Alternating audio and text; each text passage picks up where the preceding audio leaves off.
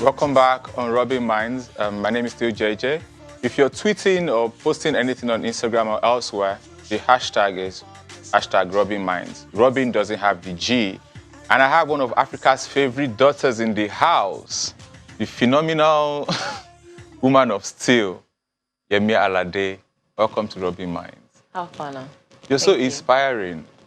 You're not just taking over the continent, the English-speaking side, you're doing the French side. Your tours are sold out across, even in Europe. How do you do all these things?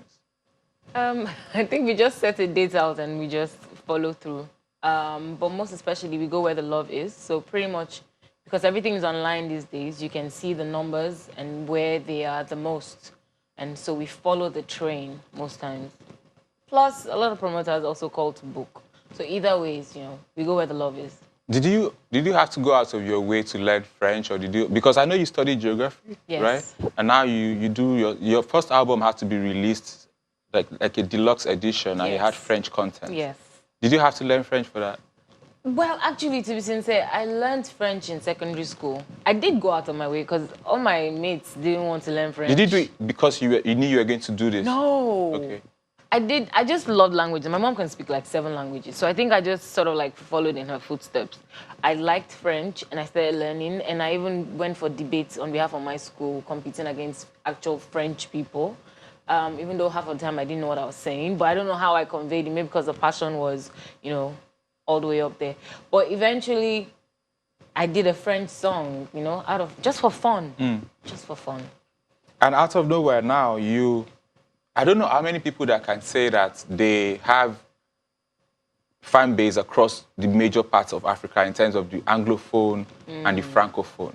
Maybe, who knows, you start doing the Lusophone, the Portuguese one. I have, actually. I have an EP called Mama Afrique. And it has songs in Swahili, in French, and in Portuguese. I did that last year. Yes.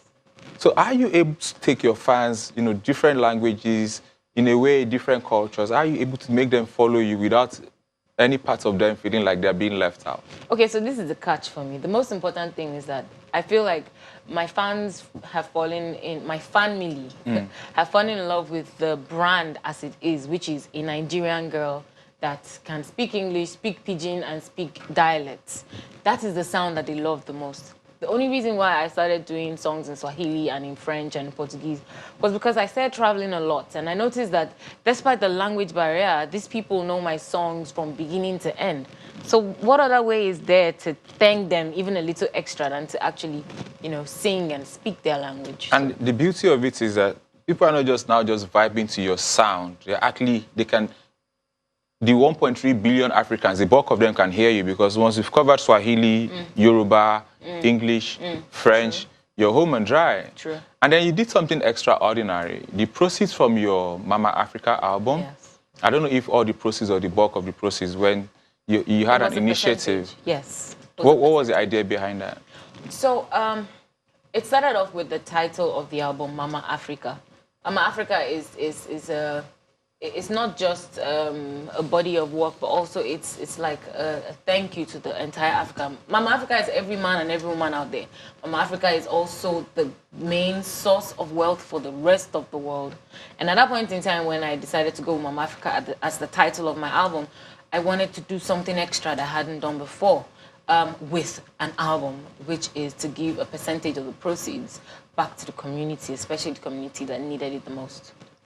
One of the issues that Mama Africa faces is the fact that some of our children are being married early, child marriage and the likes. How can we use the arts, music, our movies to tackle vices like child marriage, women trafficking and the likes? I believe in that situation, most times it might be the Nollywood sector that might be able to, expand more on that in terms of shooting more movies around that. And I'm sure there are a lot of movies out there already in that way. For instance, I feel like that is even more of the responsibility of the government than us, because if the laws are in that notion to protect the girl child, I don't think we'll even need to be addressing it as much. Do you think that you get the credit that you deserve? The credit I deserve? Yeah. I do know that nothing is given free of charge, and I have been in the music industry professionally since 2009, which is It's 10 years. 10 years now. And for these 10 years working with a Fizzy Music Group, I have realized that I would always have to break down doors and smash down windows and get what I want. Nothing will be handed to me, even especially as a female. And it's fine and it's okay because the guys were here before us and they've been doing well. So if we're going to win like they are, we have to do just like them and even more. So I'm not even playing victim here. I don't need credits. I just need to get what's mine. You're the first African female artist to hit 1 million subscribers on YouTube. Did you do something extraordinary or remarkable that, apart from being able to speak to Africans in their different languages? There are a lot of other there are a lot of other artists in Nigeria, especially, that have successfully hit the 1 million subscriber mark, and I happen to be one of the few artists. I do know that the one thing that myself and my team have been doing would be to consistently put out content and to entertain the people. I see my YouTube and my Instagram pages as my own TV station, and that's how I take care of it. I don't want to bore people, and I think the increase in subscribers is just, you know, an equivalent, or let's say a result of so much work, you know, and I can only be thankful. Apart from that, you have in terms of Instagram followers across the board, I think apart from Davido and one other person, you have the third largest following. Oh, yeah. Oh, like in general, yes. Yeah, yes, and I'm sad because I didn't realize this. I wrote a book that covered these different aspects. I did mention you, but not with respect to this your following across the board. Then the other thing that really impresses me is your body of work. Your first album came out about 5 years ago, in 2014. Yes. Now you have a fourth album. Yes. That's more than an average of one every other year. True. How do you do that? Woman of Steel, album. Yeah. Plus that's a big deal. So it's like 5. It's 5 major body of work. So. How do I do that? I'm just having fun. You know, there's only one life to live, and this is the thing that I've chosen to do with all my heart, all my soul. And recording music is something I do pretty much almost every day. So why not just put it together and give people, you know? It's not every time single, you know, and this is where we are now. Woman of Steel is a representation of where I am right now as an artist and as a person. So you said it's not every time single, but looking from outside in, I'm not an artist, but I pay attention to the industry. It does look like singles are the deal. I know, right? So where do you find the balance as? Because now you need to make money to keep the business going, to pay salaries, a lot of people are going on tour with you, so, and when you release an album, it does look like some very, very good songs get lost in the numbers. How do you find the balance, commitment to the arts, releasing the big body of work, and also your commitment to your bank accounts? I think in general, end of the day, when we're setting out to work on Woman of Steel in my team, our priority is to make sure that every song gets as much attention as it can get. The beauty of an album and against the beauty of a single is that either one way you release, your fans will be happy. You get. I make it a priority to focus on my fans. So if I release a single, they'll love it. Like I released Oh My Gosh, the one featuring Rick Ross, they love it. Now I'm releasing a body of work. If I give you your favorite soup and I add some extra soups to it, you're gonna chop. You go chop now. So that is basically the idea of the album. The album is to give you variety, to see your favorite star in different lights all at once, like a buffet, like all you can eat buffet. Talking about favorite soup, you said you got into the industry in 2009. Your first, in my opinion, I think for many people too, your first major hit was Johnny. Oh, yes. And that was like 2014. That was like 5 years after. What was it like pushing, digging, releasing, going to the studio and having to wait that long? Especially in the modern times, 5 years is a long time too. Hectic. Very hectic. I had won a talent show, Peak Talent Show in 2009, and I was moderately, very little, I would say big popular. But obviously, I knew I wasn't a star because you can't just be a star over 3 months of investing your time on TV. someone new is going to come up and take the spot, which is exactly what happened. So during those 5 years, I did a lot of reading, I did a lot of research, I asked people a lot of questions. Every opportunity I got to be with people like Sasha, LD, Sasha P, the rapper, and LD, I would ask questions because I'm super curious. And when nobody's answering me, I'll go to Google and ask Google. And so I just learned the process. I just told myself I needed to enjoy the process. So that's what I did. There were times I didn't have money to take care of my studio session. I would be able to put together small change and buy fuel and maybe beg the producers. I can produce, I can give you fuel, please just produce for me, I beg. Because I too was trying to know my own sound, you know. Music is still a business at the end of the day. Eventually we got to this point, signed to a Fizzy Music Group. Even though my song Gengen Love was kind of getting some fire in Lagos, Nigeria, when Journey came out, Journey was a leaked song, by the way. It wasn't officially released. It leaked from the studio where I recorded it. When that happened, my life started to change. The fire started from the east, it spread to the south of Nigeria, and then went back. So Lagos was even late to the party? Lagos was the last in Nigeria. It was the last. Which is not the usual thing, right? Well, there are different ways. Sometimes it goes that way. Okay. Sometimes it starts from Lagos. Sometimes it just does only the south. Sometimes it does, you know, music is a spirit. Anyway, when it won't stop, it will stop. Understand? Is there a way, do you think talent shows set people up to fail at times? Not intentionally, of course. I know that, I don't think it sets people up. I think talent shows is just like life. Good can come, bad can come. It all depends on what you do. So what I mean is, so you win, out of nowhere, you win 5-10 million naira.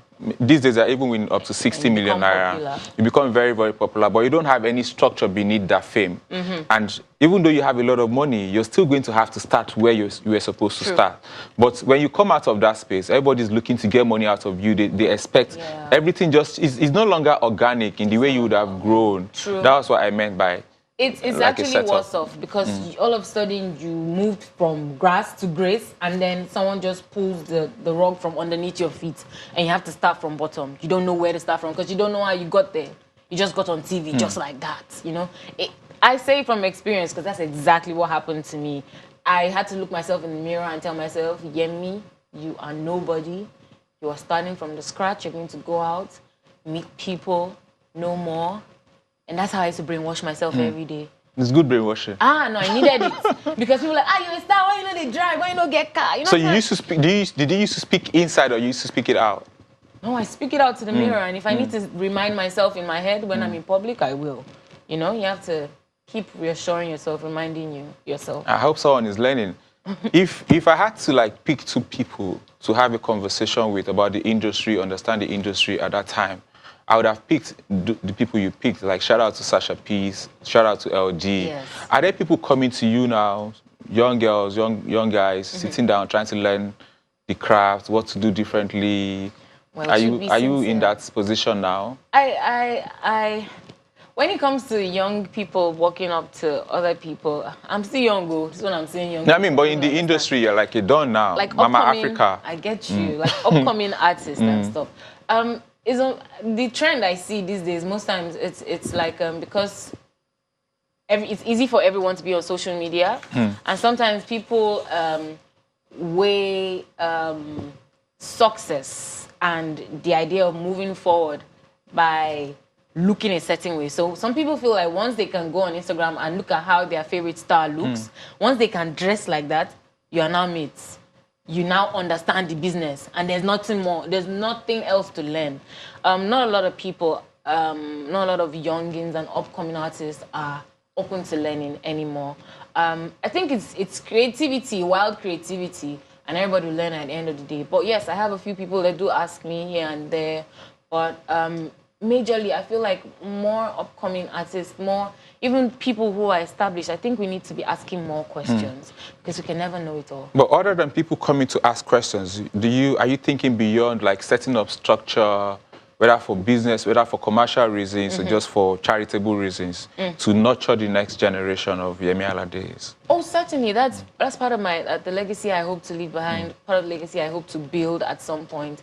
At the moment, I wouldn't say that I am directly sponsoring Brainy, but I am on the same management level with him. Brainy is a new upcoming artist. He has a new song called Monday. And from time to time we speak. You know, I see a lot of prospects in his future, and he listens, which is very important. Not a lot of people know how to listen these days.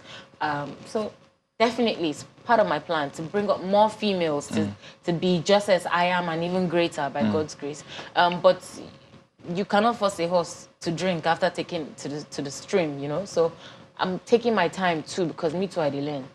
So what kind of collaborations should we be looking at? I paid attention to the Beyonce album. You were one of the. I also saw your pictures. You guys, I think that was in London, right? Yes, for during the release. Like, so what other ones should we be expecting? Because I feel like when you do Beyonce, what's next? What's next? So much is next. Maybe some more Beyonce, but. On the album right now, Woman of Steel album, I have features with Angelique Kidjo. I know that. Yes, that song was 3 years in the making.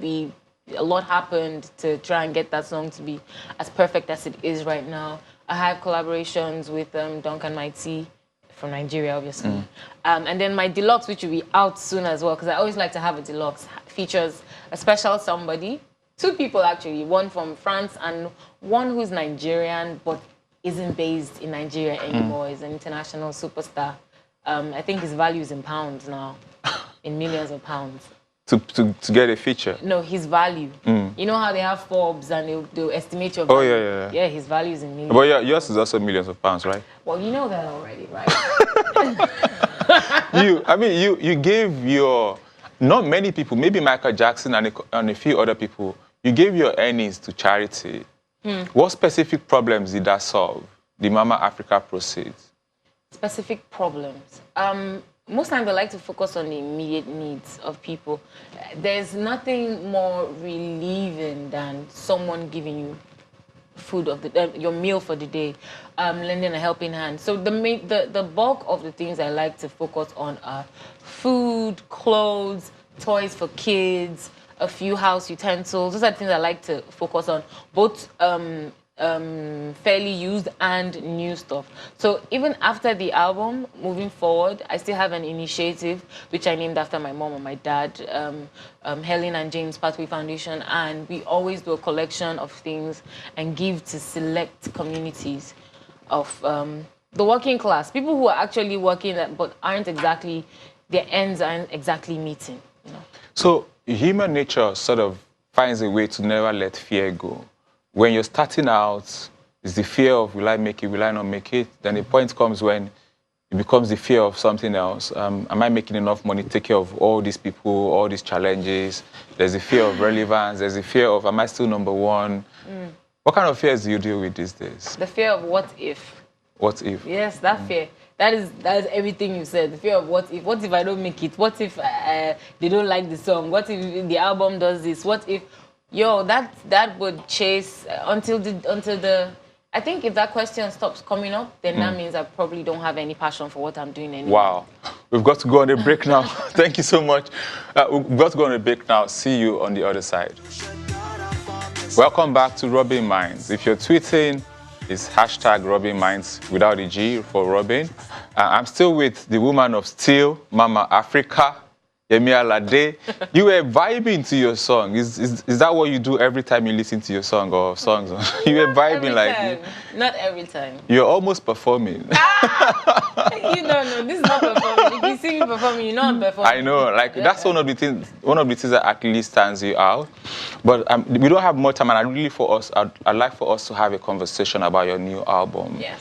15 tracks in today's market. Ooh, yeah, I know. Like, right? You have plenty songs. You want us to just be having them, like...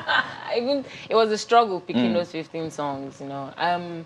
At some point, it was almost 25 songs. We had to take it down to 20, take it down to 16. We ended up at 15. Wow. But don't get it twisted. There are actually 12 new songs, and there are 2 extra songs. The 2 extra songs are Oh My Gosh featuring Rick Ross and Ynaija featuring Slim Case and Brainy. So those are like songs already out. They were singles on their own. I don't know how hard, because some people, they say, I don't have a favorite because they're all my children, blah, blah, blah. But I think people have favorites. I think I have a song for every day. Okay. And that would be the truth. Okay. Everything. Yeah. But for me, you mean like which one is my favorite song? Your favorite songs, your favorite tracks. Look, to be sincere, I really like this song. Nobody. I said Nobody. Nobody's one of my favorite tracks, but right now I really like Home. So now you have different songs, different tracks speak to different things. Can you pick 5 of them and what they speak to? Okay, so obviously Home is a love song. And if in terms of poetry, it refers to a person as an actual home. What is home? Home is a place where you find peace, where you find shelter, comfort, everything. Now this person personifies, embodies those characteristics. That is one. Another one is Give Them. Hey, that one. That one I already know. They must take it. They must take it though, like it or not. So that one, that's a party starter. Anytime, any day. You know, I love that song. I recently shot the video as well. Can't wait to share that one. I also like Night and Day. It's actually track 1 on the album. It has the French Makossa influence, and I'm actually speaking Yoruba here and there. Oh, the vibe is unbelievable. Then I love this song called Remind You. It's a ballad, and I put an old school twist to it, and I'm like, 1 for the ring on my finger, 2 for the love you show, 3 for the babies at home, and 4 for the love you. See me, I'm vibing myself. Oh my gosh. Oh my god. So that's 4, and then the last one is now I don't know. I think you guys should find the 5th one for yourself. Your fans are spoiled for choice. Yes, they are. So what should they do? Like, how do they support the ministry? What do you need them to do? Please, guys. Woman of Steel album took a lot of years to put together, from the collaborations to the actual recording. I really went overboard with stressing myself, and it's because I want you guys to feel the passion, the love, the message, the joy, and everything that I experienced on the journey to, you know, this album. Please download, stream, listen. If I do videos of yourself and send to me, you know how I like posting. Woman of Steel challenge. You know, exactly. So guys, please, it makes no sense if after all this work, I don't get your support, because then I've just wasted my time. So I need you guys to come on board and show me love. I'm on Instagram at Yemi Alade, one word, just tag me. I'm sure the support will come. The other thing is, you've added a new layer to yourself. You just released a short video. Home, yeah, I did that. A movie. Yes. Tell us about that. Okay, so for the first time ever, I released a short film. That wasn't the plan in the beginning. We just wanted to shoot a video for the song Home. And then Mr. Taye Aliu, who's the CEO of my of the label I'm signed to, was like, Clarence Peters, we need to do something different. Give us drama. And then Clarence said, say no more.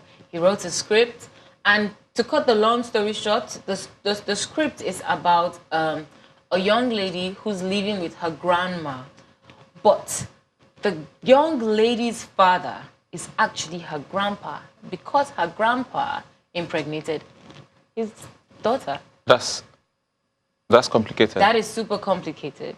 She lives with her grandma, but her dad is actually her grandpa, and her grandpa raped her mother. So where do people get to see that? At the moment, there was a private screening for the first time, and I think I might release it next week to share the entire story. People that watched it felt that there should be a part 2 already. Was it a critical audience or your friends? Oh no, I had mostly the Nollywood sector there. Okay. Moabudu was there, Funke Akindele was there, Alexa Kubo, Frankincense, and then Clara Chikura, who's actually Clarence Peters' mother. For the first time ever, she was in front of her son's camera. So it was the veteran actress. The veteran actress herself. And to be sincere, I literally just was under the shadow and umbrella of this woman. She embodies so much. She taught me a lot, how to receive hot slap. Ooh, that slap sounds. You have to learn how to receive hot slap. I received it. Oh, you need to see that. Is there any other thing you would like your fans to know about Home? Why was it called Home, for instance? Well, based on the little poetry. Because I know you also have a track in the album. Yes. So Home is actually the song Home on my album is the soundtrack for this short film. And so just so there isn't too much home, this, that. So the song is called Home. The short film is also called Home. So, this is a controversial note, right? Yeah. You are massive, not just on the continent, even outside of the continent. Yeah. And then you have Tiwa Savage, who is also massive in her own right. In the same world, both of you could thrive and not have all these issues, but fans continually bring you, just like the way Davido and Wizkid keep bringing them together. How does that make you feel as a human being, as an artist, when things like this happen? I have no feelings towards it because I'm not. You said it already. You said the question, and even in the question is the answer. We can both thrive beautifully, and which is exactly what's happening. That is where my mind ends. That is where my thoughts, trail off. We are existing, and there aren't only just 2 female artists. So many female artists there. Niniola, Waje, Omaomi, Makanaki. Simi, Makanaki. The list is so long. So many females. So that is where my train of thought ends. I don't feel in any way. So is there something, because I know that the artists can also make the fans start to think along these lines, that all of us are thriving. It supports all of us. You don't need to try to do all these battles and set things up. Is there any way? I shall know that I'm not comparing channels to NT or anything. People do. I'm not, but I don't. People that are doing it, I don't know what they intend to gain from that. So I'm just focused right here. So the Nigerian music industry has come of age, at least to this stage that we are in, 2019. And I think the Beyonce album is a testament to that. But it's not the old thing. When you go to, it's not just Black Africa. When you go to North Africa, I've heard Nigerian loud music continuously, Morocco, Tunisia, Egypt, Vanuatu, places that you would never even imagine. Yeah. What's the next level? I don't even mean Buhari's own now. I mean next level for the industry. You say you don't mean what? Buhari's own? Because Buhari's own is debatable. Oh, yeah, this one, okay. it's pretty straightforward. It's come of age, and there's what can we do next? I'll be like, okay, now. I think we are blessed to be alive at such a vital moment in the entertainment industry, where the world has become one place, almost like one country. Like the world, the web online is one world on its own.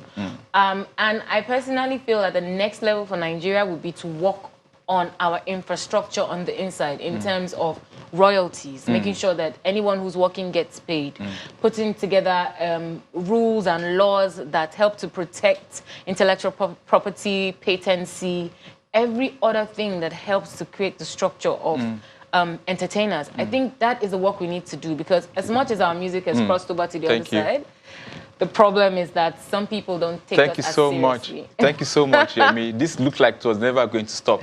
By the way, follow Kemi Lala Akindoju at Lala Akindoju for other information on The Wives. The movie is showing at Muson's Center. This is it for the show this week. Catch you next week. My name is still JJ Omojua. Bye.